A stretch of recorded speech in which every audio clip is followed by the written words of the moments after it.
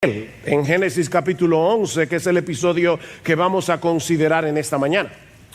Pero, mis hermanos, este conocido relato del Antiguo Testamento no quedó registrado en las Escrituras meramente para que sepamos cuál fue el origen de los idiomas humanos. Hay algo mucho más profundo encerrado en esta historia.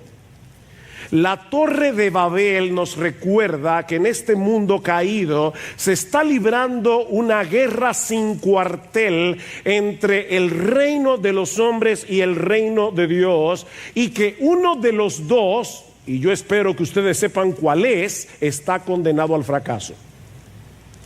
Nada ni nadie puede impedir que el Todopoderoso lleve a cabo lo que se ha propuesto hacer desde el principio de la historia humana para la gloria de su nombre y para el bien de su pueblo.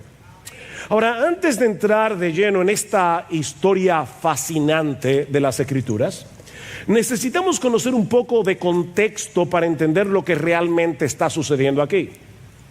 Tan pronto Dios crea al hombre a su imagen y semejanza, en Génesis capítulo 1, versículos 26 al 28, Dios les hace saber que su propósito era esparcirlos por toda la tierra. El hombre recién creado tenía la responsabilidad de llenar la tierra de imágenes vivientes de Dios a través de la procreación para cuidar y cultivar la tierra. Y a pesar de que en Génesis capítulo 3 Adán y Eva deciden rebelarse contra la autoridad de Dios y proclamar su autonomía, ese propósito original permanece, y eso lo vemos claramente después del diluvio en Génesis capítulo 9, tanto en los versículos 1 como en el versículo 7. Dios le dice a los hijos de Noé que ellos deben ser fecundos, multiplicarse y llenar la tierra. Otra vez, cuando llegamos al capítulo 10, eso es precisamente lo que vemos, a los hijos de Noé que comienzan a multiplicarse. Pero cuando llegamos al capítulo 11, notamos que algo no anda bien, porque toda esta multitud decide aglutinarse en un mismo lugar y levantar un monumento a la soberbia humana. Génesis capítulo 11, versículo 1. Toda la tierra hablaba la misma lengua y las mismas palabras, eran de un mismo labio, dice el texto literalmente. Ya Moisés nos había dicho en el capítulo 10 que un descendiente de Cam llamado Nimrod había levantado un reino llamado Babel o Babilonia en la tierra sur y del actual Irak, en las llanuras de Sinar. En este punto de la historia, los descendientes de Noé están unificados por una misma lengua, lo que hace posible la creación de este gobierno centralizado con Nimrod a la cabeza. Por otra parte, Moisés también nos dice en el versículo 2 que los hombres se fueron moviendo hacia el oriente hasta establecerse en las llanuras de Sinar. Y aconteció que según iban hacia el oriente, hallaron una llanura en la tierra de Sinar y se establecieron allí.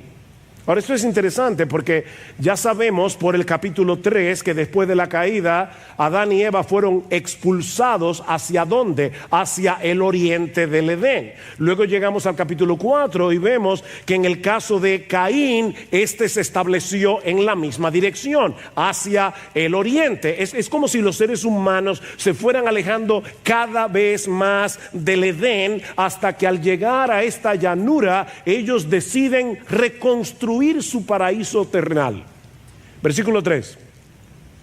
Y se dijeron unos a otros: vamos, fabriquemos ladrillos y cosámoslos bien. Y usaron ladrillo en lugar de piedra y asfalto en lugar de mezcla. Y dijeron: vamos, edifiquémonos una ciudad y una torre cuya cúspide llegue hasta los cielos, y hagámonos un nombre famoso, para que no seamos dispersados sobre la faz de la tierra. La humanidad, descendientes de Noé, se ha propuesto hacer 4 cosas. Primero, construir una ciudad. Segundo, edificar una torre en medio de la ciudad tan alto que llegue al cielo. Tercero, hacerse de un nombre, y de ese modo, cuarto, evitar ser dispersados sobre la faz de la tierra. Los hombres de Babel no solo rehúsan obedecer el mandato expreso de Dios de llenar la tierra, sino que ellos pretenden llegar al cielo, la morada de Dios, y hacerse de un nombre.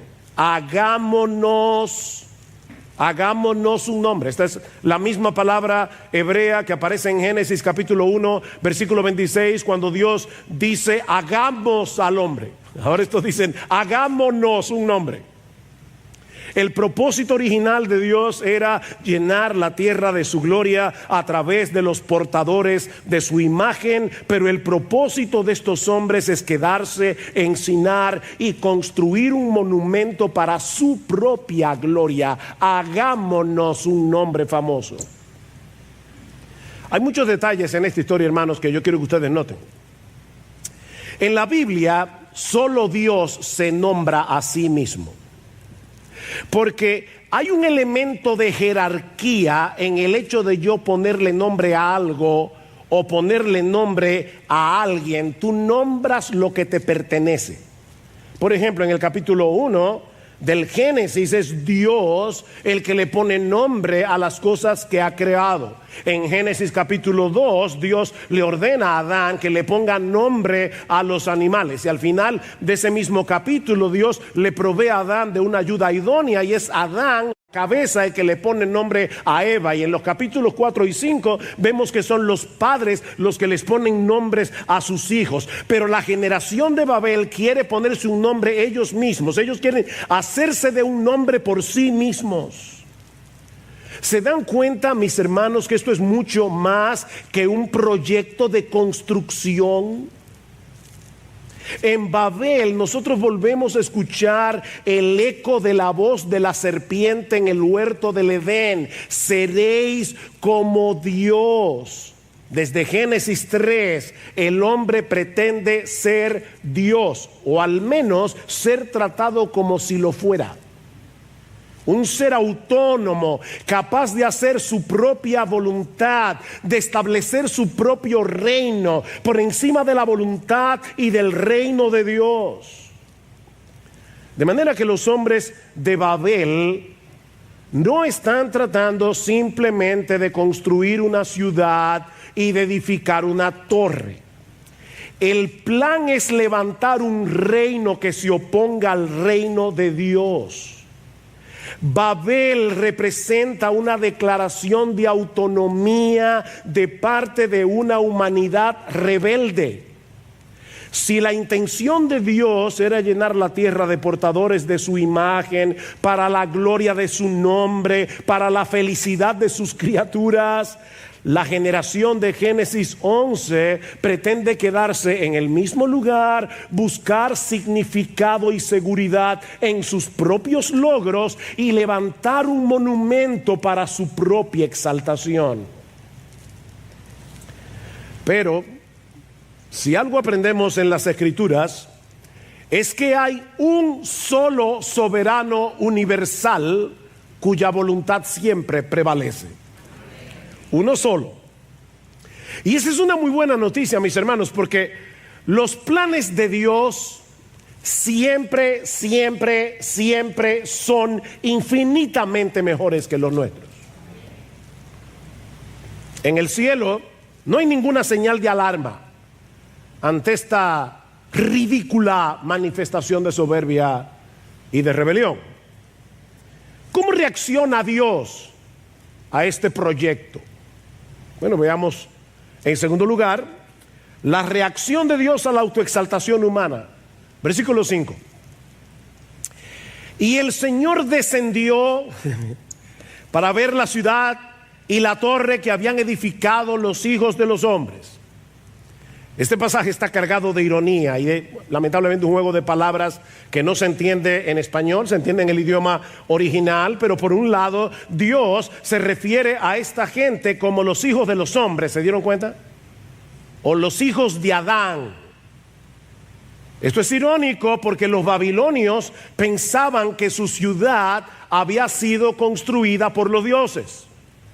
Pero ya Moisés nos está diciendo de entrada que los constructores eran terrícolas. A pesar de su altanería, el hombre no es más que una criatura del polvo con pretensiones divinas. Son hijos de Adán. Por otra parte, el texto nos dice que Dios tuvo que descender para ver la ciudad y la torre. Otra ironía. Los hombres de Babel piensan que su ciudad es grande y que la torre es alta. Y Dios dice, yo no la veo.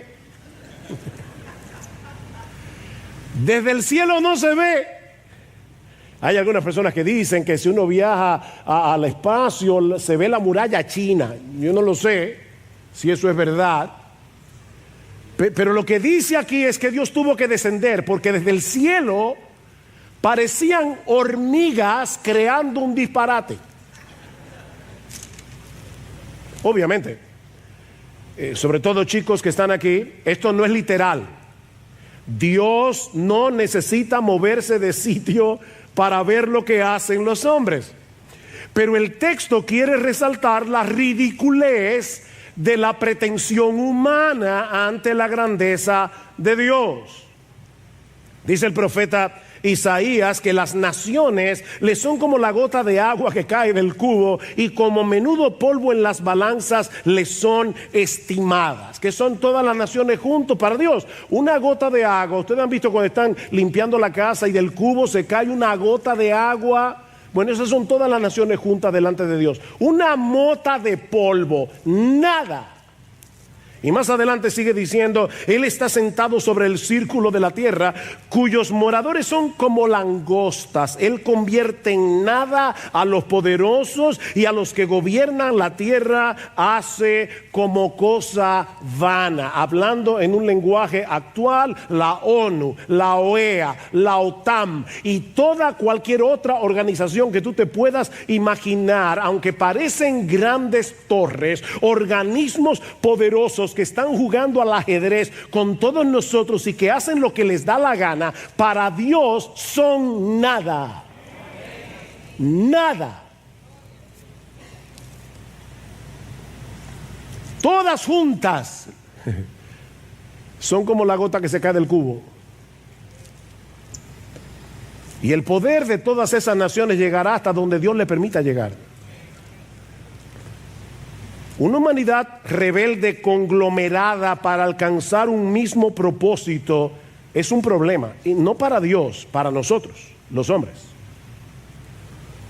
Un gobierno mundial de pecadores, como algunos pretenden eliminar todas las fronteras, hacer un gobierno mundial de pecadores, eso no es un sueño, eso es una pesadilla.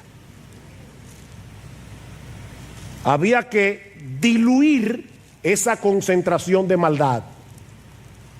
Y eso es lo que hace Dios. Versículo 6.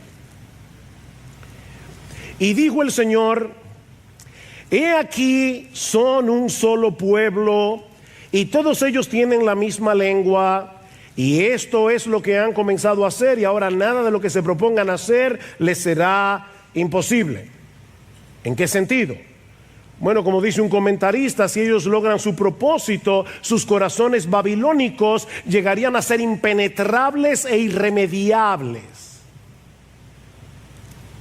Así que Dios tiene que hacer algo. Versículo 7.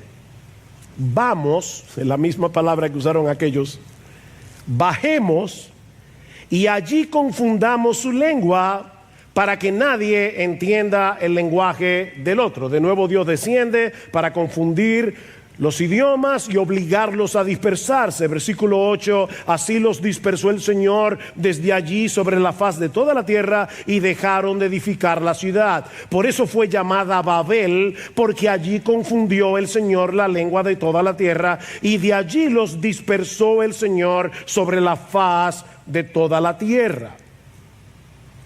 Lo que ellos rehusaron hacer voluntariamente, tuvieron que hacerlo a la fuerza. Y el gran nombre que buscaban para sí mismos termina siendo una humillación, un recordatorio de su propia necedad. Dice en el versículo 9 que la ciudad fue llamada Babel, y esto significa confusión.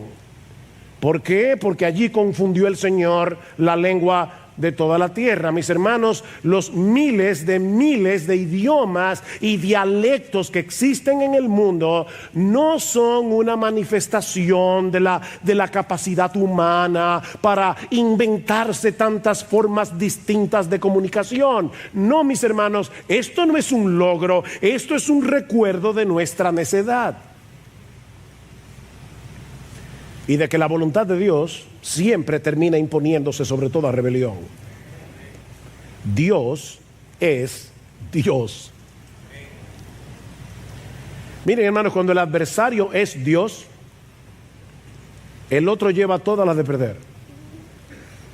Mi amigo que estás aquí sin Cristo, cuando el adversario es Dios, tú llevas todas las de perder. De hecho, cientos de años más tarde, uno de los reyes babilonios llamado Nabucodonosor tuvo que reconocer, Daniel 4, y aquí lamentablemente tenemos que decir que Nabucodonosor tenía una mejor teología que muchos evangélicos hoy. ¿Qué dice Nabucodonosor? Todos los habitantes de la tierra son considerados como nada, y él hace según su voluntad en el ejército del cielo y en los habitantes de la tierra, y no hay quien detenga su mano y le diga ¿qué haces? ¿Han visto esos niños que van a tomar un adorno y el padre le dice no? Y el niño vuelve, no. Bueno, nadie le puede decir a Dios no. No hay quien detenga su mano. No hay quien lo llame a cuentas y le pregunta ¿qué haces? Los hombres de Babel decidieron quedarse en un mismo lugar, hacerse de un nombre, llegar hasta el cielo. Al final terminan dispersos y sin poder entenderse unos con otros. Y aunque este pasaje no contiene una promesa explícita de gracia, como de hecho sí ocurre en cada uno de los juicios que encontramos en el libro del Génesis hasta el capítulo 11, yo creo que la misericordia de Dios se manifiesta en el juicio mismo. Hermanos, yo repito esto de nuevo. Si los hombres de Babel hubieran tenido éxito en establecer en la tierra un reino secular globalizado, para usar una palabra que está de moda, que abarque a todo el mundo, no habría habido lugar para el establecimiento del reino de Dios. Pero Dios tiene un plan con este mundo rebelde. Y eso lo vemos inmediatamente después de Babel con el llamamiento de Abraham. Ya leímos Génesis capítulo 12, versículos 1 al 3. Y el Señor dijo a Abraham: vete de tu tierra, de entre tus parientes y de la casa de tu padre, a la tierra que yo te mostraré. Haré de ti una nación grande, te bendeciré, engrandeceré, yo engrandeceré tu nombre y serás bendición. Bendeciré a los que te bendigan, al que te maldiga maldeciré, y en ti serán benditas todas las familias de la tierra. Lo que los hombres de Babel querían lograr por sí mismos, Dios promete dárselo a Abraham de pura gracia y bendecir a todas las naciones que surgieron de Babel a través de uno de los descendientes de Abraham. Dios mismo habría de unificar a gente de todo pueblo, lengua y nación, pero no alrededor de una torre, no a través de un gobierno mundial centralizado. Dice en Sofonías capítulo 3, versículo 9, que habría de llegar un día en que Dios les daría a los pueblos labios puros, para que todos ellos, a los pueblos, para que todos ellos invoquen el nombre del Señor, para que les sirvan de común acuerdo. ¿Cuándo comenzó a cumplirse esta profecía? En Pentecostés, cuando Dios revirtió los efectos de Babel por medio del evangelio de la gloria de Cristo. Lucas relata en Hechos capítulo 2 que en el día de Pentecostés todos los discípulos de Jesús fueron llenos del Espíritu Santo y comenzaron a hablar en otras lenguas según el Espíritu les daba habilidad para expresarse. Y había judíos que moraban en Jerusalén, hombres piadosos procedentes de todas las naciones bajo el cielo. Y al ocurrir este estruendo, la multitud se juntó y estaban desconcertados. ¿Por qué? Porque cada uno los oía hablar en su propia lengua. ¿Ven? El efecto contrario de Babel. Y estaban asombrados y se maravillaban diciendo: mirad, ¿no son galileos todos los que están hablando? ¿Cómo es que cada uno de nosotros los oímos hablar en nuestra lengua en la que hemos nacido? Y ahora Lucas menciona partos, medos, elamitas, habitantes de Mesopotamia, de Judea, de Capadocia, del Ponto, de Asia, de Frigia, de Panfilia, de Egipto, de las regiones de Libia, alrededor de Cirene, viajeros de Roma, judíos como prosélitos, cretenses y árabes. Es decir, todas partes del mundo estaban allí. Los oímos hablar en nuestro idioma de las maravillas de Dios. Pentecostés es la cara inversa de Babel. Ahora es Dios el exaltado por todas las naciones del mundo conocido. Un movimiento que habría de comenzar en Pentecostés, un movimiento de expansión que nada ni nadie podrá detener, comenzando en Jerusalén, luego en toda Judea y Samaria y hasta lo último de la tierra. Mis hermanos, Babilonia, y hablo de Babilonia, ¿verdad?, como un símbolo del poder secular, del poderío mundial de las naciones. Babilonia parece invencible. Babilonia hoy parece arrolladora. Pero ¿saben qué? Babilonia caerá para no volver a levantarse nunca más. Léete Apocalipsis capítulo 17, léete Apocalipsis capítulo 18, los primeros versículos del capítulo 19. Ha caído Babilonia, y los efectos de Babel que fueron revertidos en Pentecostés, ¿saben qué? Al final resultarán en una mayor gloria para nuestro Señor Jesucristo.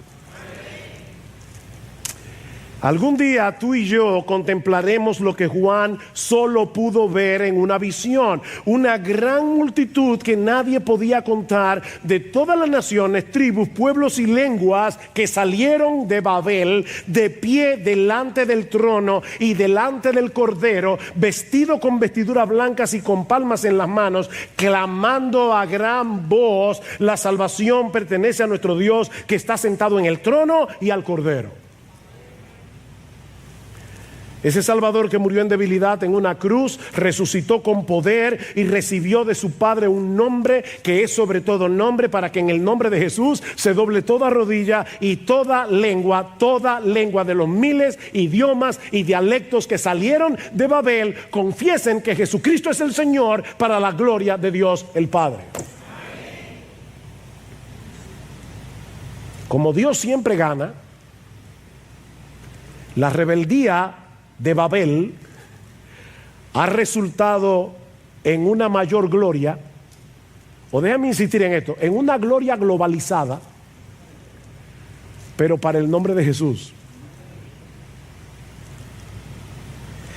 ¿Saben que los creyentes de Pentecostés trataron de hacer lo mismo que la gente de Babel? ¿Qué trataron de hacer los creyentes después del día de Pentecostés? O quedarse todos junticos allí y adorar al Señor en Jerusalén. Pero Dios tenía un plan, ¿recuerdan? Llenar la tierra de sus imágenes vivientes. Así que Dios tuvo que esparcirlos otra vez, levantando ahora una persecución. Y este evangelio del reino se predicará en todo el mundo como testimonio a todas las naciones, y entonces vendrá el fin. Ese es el plan.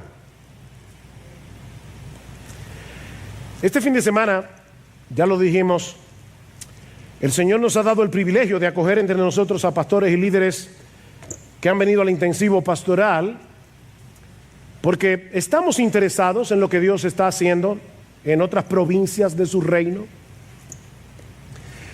Porque, mis hermanos de IBCJ, todo creyente debe estar interesado en el movimiento misionero. Todo verdadero creyente tiene que estar interesado en la expansión del evangelio. Si no vas tú, debes ayudar a los que van o orar por aquellos que ya están allí, predicando el evangelio. Por eso es importante esta actividad. No es para nosotros bendecir a otros, es que nosotros somos bendecidos al palpar de una manera más cercana que el evangelio no se circunscribe a estas paredes. Gracias al Señor por hombres fieles que están predicando el evangelio en otros lugares, y algunos de ellos en lugares muy difíciles. Queridos pastores y líderes que vinieron al intensivo, nosotros sabemos que muchos de ustedes están en lugares difíciles. Algunos vinieron de Estados Unidos, México, Chile, Costa Rica, Puerto Rico, Colombia, Venezuela, Paraguay, Inglaterra y hasta de República Dominicana. Cada uno de nosotros tiene sus retos en el lugar donde está. Pero yo quiero que tú te vayas de aquí esta mañana recordando una verdad muy simple. El evangelio sigue siendo poder de Dios para salvación. Creyentes de IBCJ, el evangelio sigue siendo poder de Dios para salvación. Mis hermanos, el secularismo seguirá construyendo sus torres, tratando de globalizar su agenda de maldad, pero la palabra de Dios seguirá siendo viva y eficaz. Cristo seguirá sentado en su trono y sus elegidos continuarán viniendo a Él en arrepentimiento y fe por el poder del Espíritu Santo. Nadie puede impedir que eso pase.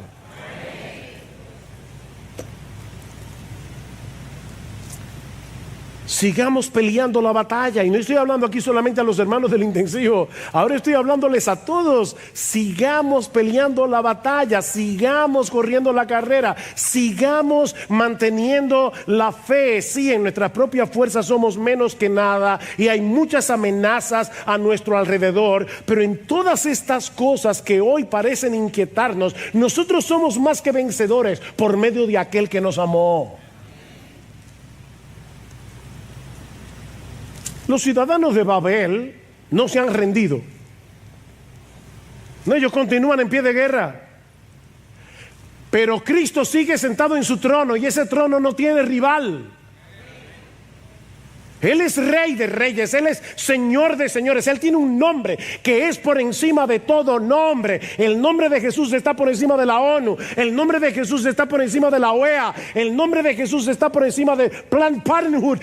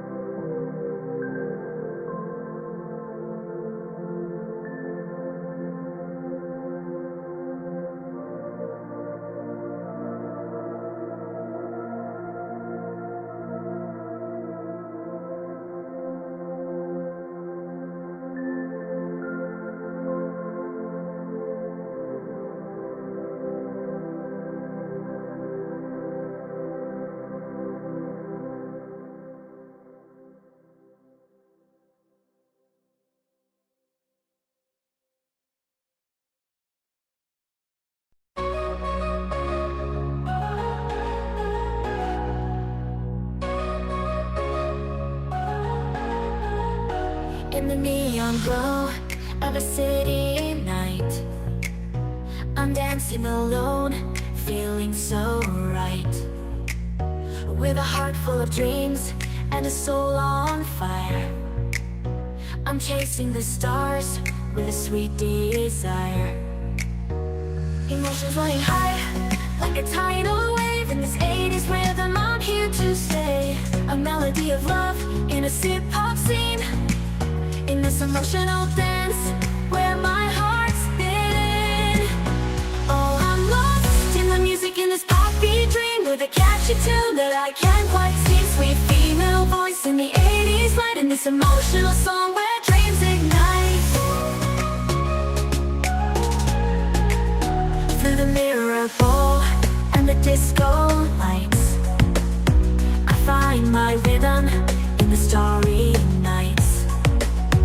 Echoes of the past, they whisper sweet. In this hip-hop world where the beat repeats. Emotions running high, like a tidal wave. In this 80s rhythm, I'm here to stay. A melody of love in a hip-hop scene. In this emotional dance, where my heart's been.